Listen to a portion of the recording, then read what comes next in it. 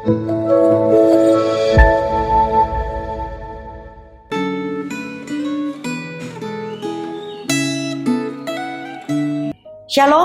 selamat hari Minggu, selamat beribadah kepada Tuhan kita Yesus Kristus.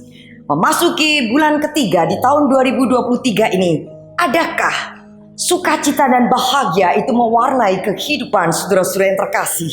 Atau saudara-saudara mengisi hari-hari saudara sama halnya seperti orang-orang yang tidak percaya kepada Tuhan, penuh dengan duka cita, mengeluh dan meratap oleh karena beratnya beban kehidupan menimpa hidup saudara.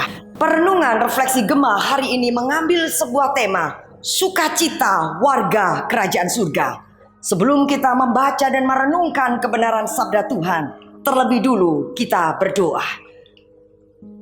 Kami mengucap syukur untuk hari Minggu, hari di mana kami boleh beribadah kepadamu ya Tuhan. Bawalah kami mendekat kepadamu, agar kami boleh semakin peka dengan kehendak dan pimpinanmu.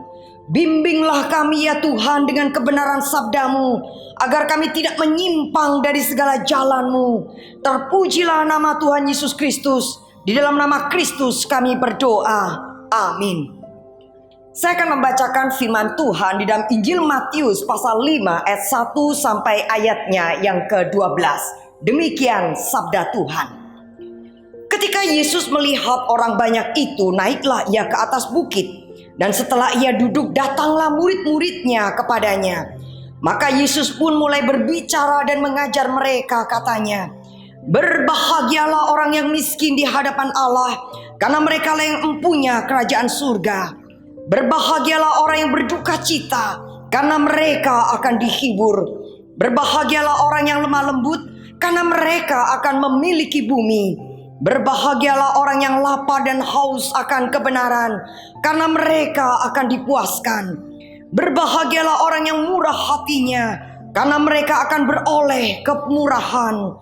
Berbahagialah orang yang suci hatinya, karena mereka akan melihat Allah. Berbahagialah orang yang membawa damai, karena mereka akan disebut anak-anak Allah. Berbahagialah orang yang dianiaya oleh sebab kebenaran, karena mereka yang empunya kerajaan surga. Berbahagialah kamu, jika karena aku kamu dicela dan dianiaya, dan kepadamu difitnahkan segala yang jahat. Bersukacitalah dan bergembiralah, karena upahmu besar di surga. Sebab demikian juga telah dianiaya nabi-nabi yang sebelum kamu. Amin. Surah bacaan Alkitab hari ini memperlihatkan akan cara hidup dan cara berpikir warga kerajaan surga yang berbeda dengan cara berpikir dan cara hidup manusia pada umumnya. Dalam perikop yang kita baca, kita bisa melihat bahwa cara hidup sebagai orang percaya yang diajarkan oleh Tuhan Yesus itu bersifat radikal. Dalam arti berlawanan dengan pemikiran dan kehidupan manusia pada umumnya. Setelah kita melihat contoh yang pertama, yaitu kemiskinan. Bagi orang-orang dunia ini adalah sesuatu yang menyedihkan. Bagi orang dunia ini adalah sesuatu yang jauh dari kebahagiaan. Namun Alkitab mencatat bahwa orang beriman itu memiliki pengharapan akan harta di surga yang jauh lebih bernilai daripada harta yang ditawarkan oleh dunia ini. Oleh karena itu kemiskinan duniawi tidak dapat meniadakan sukacita yang timbul dari pengharapan surgawi yang kita terima di dalam iman kita kepada Tuhan Yesus Kristus. Di dalam ayat yang ketiga dituliskan, berbahagialah orang yang miskin di hadapan Allah, karena mereka lah yang empunya kerajaan surga. Saudara, Matius memakai istilah kerajaan surga yang sesungguhnya itu memiliki pengertian yang sama dengan yang dicatat di dalam Injil Markus, yaitu kerajaan Allah. Injil Matius memakai istilah kerajaan surga karena Injil Matius memakai istilah kerajaan surga karena Matius menunjukkan kepada pembacanya yang berlatar belakang Yahudi yang mewarisi akan kitab suci perjanjian lama. Sedangkan Injil Markus memakai istilah kerajaan Allah karena Injil ini ditujukan bagi orang-orang yang berlatar belakang Romawi yang tidak mengenal istilah surga. Saudara, istilah kerajaan surga itu menunjuk pada setiap lingkungan yang menjadi tempat kehendak Allah itu dilaksanakan.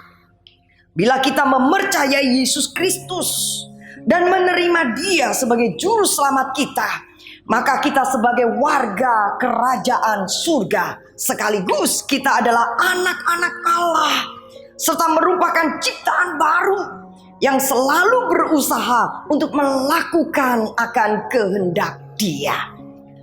Saudara, bila kita menjadi warga kerajaan surga, maka kita bukan hanya memiliki keyakinan bahwa Allah itu memedulikan keadaan kita pada saat ini, tetapi kita juga punya sebuah keyakinan bahwa Allah telah menyediakan masa depan yang baik, yang melampaui apa yang bisa kita bayangkan saat ini. Oleh karena itu, bila kita ini adalah warga kerajaan surga, maka kita tidak akan berkecil hati bila kita jadi miskin, dan kita tidak bisa mengandalkan apapun di dalam dunia ini selain kita mengandalkan hubungan kita dengan Tuhan Allah yang kita kenal di dalam nama Tuhan Yesus Kristus. Saudara, bila kita memiliki hubungan atau relasi dengan Tuhan Allah, maka kita akan memiliki pengharapan melampaui apa yang ditawarkan oleh dunia. Saudara, kita akan selalu mendambakan kebenaran, karena kita hanya bisa bersuka cita bila kita hidup di dalam kebenaran. Kita akan hidup bermurah hati karena kita telah mendapatkan kemurahan. Kita telah beroleh kemurahan daripada Tuhan Allah. Kita akan menjaga kesucian hidup, karena kondisi itulah yang membuat kita bisa terus hidup dalam persekutuan dengan Allah. Kita akan senantiasa menjadi orang-orang yang berusaha membawa damai, karena itulah ciri anak-anak Tuhan. Dan kita akan tetap berbahagia, bersuka cita, bahkan ketika kita menghadapi penganiayaan.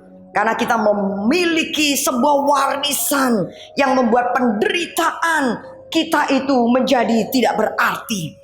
Kita tetap akan berbahagia saat kita dicela, saat kita dianiaya, difitnah oleh karena iman kita kepada Tuhan Yesus Kristus. Karena Alkitab menjanjikan bahwa kita akan mendapatkan upah yang besar di surga.